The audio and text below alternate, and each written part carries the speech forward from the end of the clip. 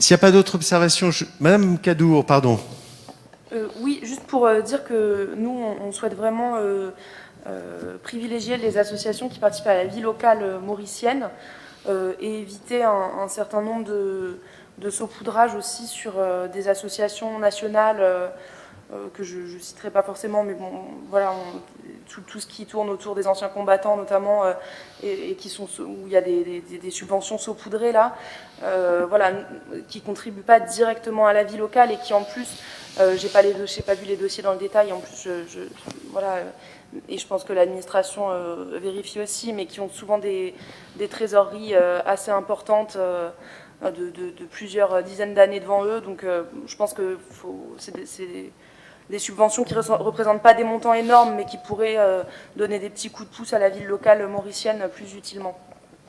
Alors, de manière générale, donc, nous sommes attentifs, et Cédric Damien a fait un gros travail là-dessus, il pourra peut-être apporter un ou deux témoignages.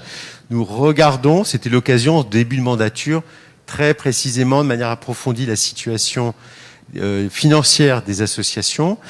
Et nous avons pu être amenés d'ailleurs à moduler des montants pour inciter ces associations à davantage mobiliser leurs ressources plutôt que de demander par habitude presque parfois subvention publique. En revanche, gros malaise quand je vous entends cibler les associations d'anciens combattants.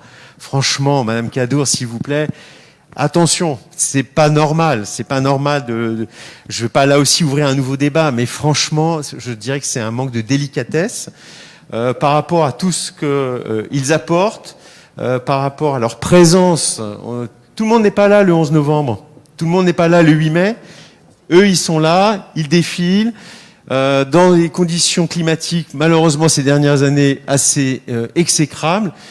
Ils méritent notre reconnaissance, toute notre estime, et les montants dont on parle en plus, c'est quelques dizaines ou centaines d'euros, donc c'est pas à la hauteur des enjeux. En revanche, là où on peut se retrouver, c'est que s'il y a des associations à Saint-Maurice qui sont nouvelles, qui portent des projets, on en a distingué par le challenge citoyen, par exemple.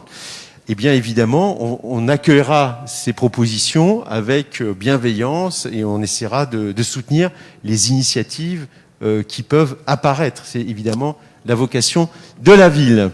Alors, voilà. Excusez-moi, je réponds juste sur l'indélicatesse que bien entendu, je trouve que c'est un petit peu une attaque personnelle, mais simplement, c'est pas une indélicatesse de ma part. Je répète ce que j'ai dit, c'est-à-dire que ce sont des associations nationales, avec pour beaucoup des trésoreries extrêmement importantes, et malgré mes positions personnelles antimilitaristes, il ne s'agit pas de nier l'utilité et l'action sociale de ces associations, simplement de dire que ce sont des associations nationales, avec des trésoreries particulièrement importantes, et d'ailleurs, j'ai cité celle-ci parmi d'autres, hein, liste, j'ai pas l'ensemble des documents pour la liste. Je disais simplement que voilà, quand on verse des subventions, même minimes, justement minimes parfois, à des grandes associations nationales avec des trésoreries importantes, on peut questionner l'utilité. Mais après, si on a de quoi faire ça et stimuler la vie locale de Saint-Maurice par ailleurs, c'est très bien.